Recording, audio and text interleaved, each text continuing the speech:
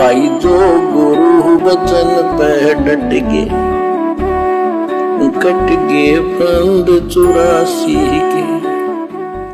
ज्ञान प्रकाश में परमेश्वर कबीर जी द्वारा धनी धर्मदास जी को शरण में लेने का विवरण है।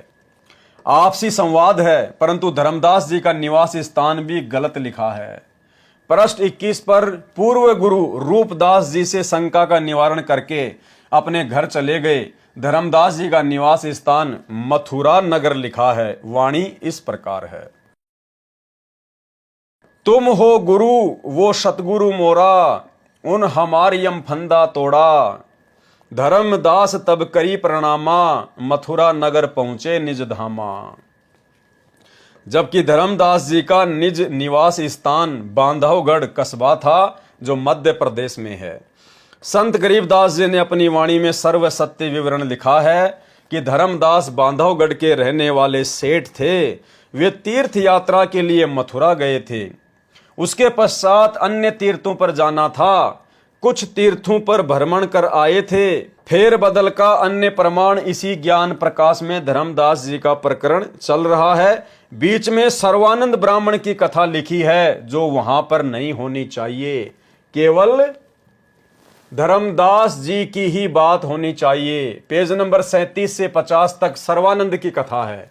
इससे पहले पेज 34 पर धर्मदास जी को नाम दीक्षा देने, आरती चौका करने का प्रकरण है। पेज नंबर 35 पर गुरु की महिमा की वाणी है, जो पेज 36 तक है।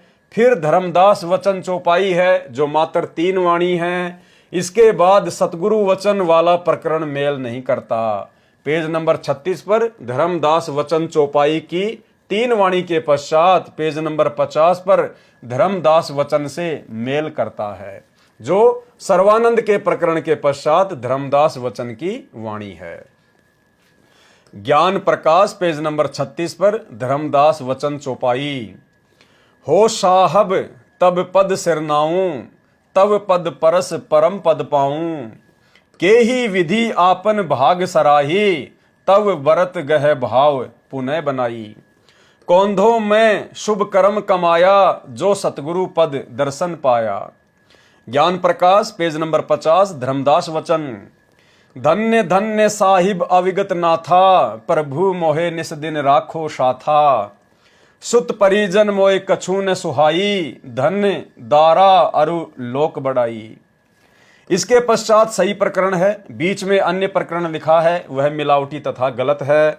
नाम दीक्षा देने के पश्चात परमेश्वर कबीर जी ने धर्मदास जी को प्रसन्न करने के लिए कहा कि जब आपको विश्वास हो जाएगा कि मैं जो ज्ञान तथा भक्ति मंत्र बता रहा हूं वे सत्य हैं, फिर तेरे को गुरु पद दूंगा।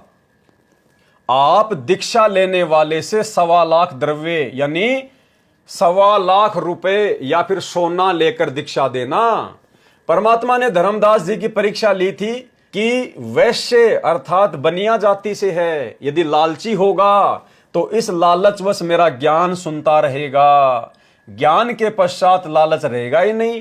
परंतु धर्मदास जी पूर्ण अधिकारी हंस थे, सतलोक से विशेष आत्मा भेजे थे। देखो भाई और बहनों, हमने जो शिक्षा लेनी है, हमने उस पॉइंट को विशेष तौर पर ध्यान से देखना है।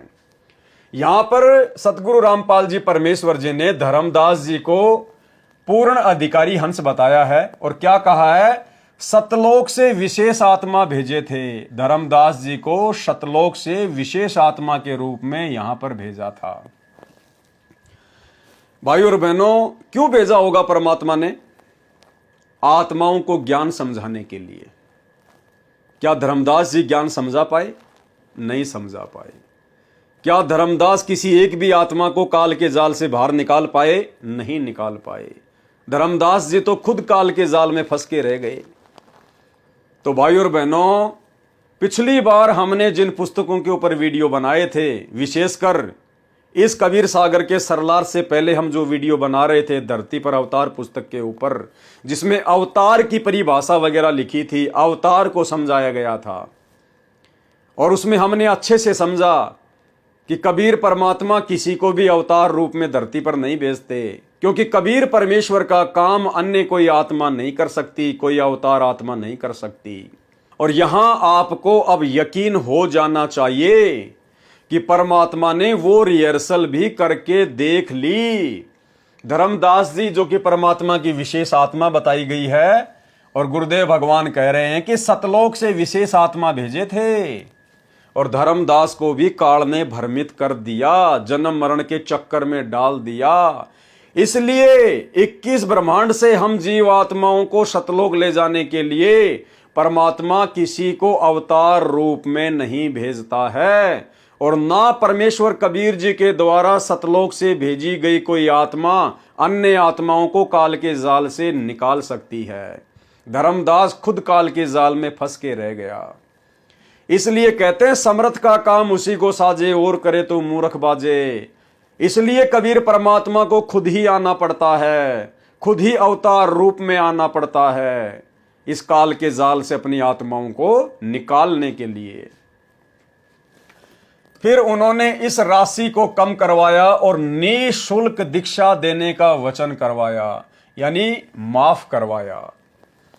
अब ज्ञान प्रकाश के पेज नंबर 9 से आवश्यक वाणी लेते हैं, क्योंकि जो अमृतवाणी परमेश्वर कबीर जी के मुख कमल से बोली गई है, ध्यान देना भाई और बहनों, आप और हमने भी, भले हम साथ संगत वाले भाई बहनों की इस कबीर सागर के सरलार्थ में कोई विशेष बातें ना हो, लेकिन क्या कह रहे हैं गुरुदेव भगवान, क्योंकि जो अमृतवाणी परमेश्वर कबीर जी के मुख कमल से बोली गई है, उसके पढ़ने सुनने से भी अनेकों पाप नाश होते हैं। ज्ञान प्रकाश पेज नंबर 9 से वाणी, यानी सतगुरु रामपाल जी परमेश्वर जी ने 650 साल पहले जिन कबीर सागर की वाणियों को अपने मुख कमल से बोला, और वर्तमान में परमेश्वर ने मुख कमल से भी बोला, क्योंकि लिखते समय मानसिक रूप से वाणियां उच्चारित होती हैं, और लिखने वाले भी खुद कबीर परमात्मा सतगुरु रामपाल जी।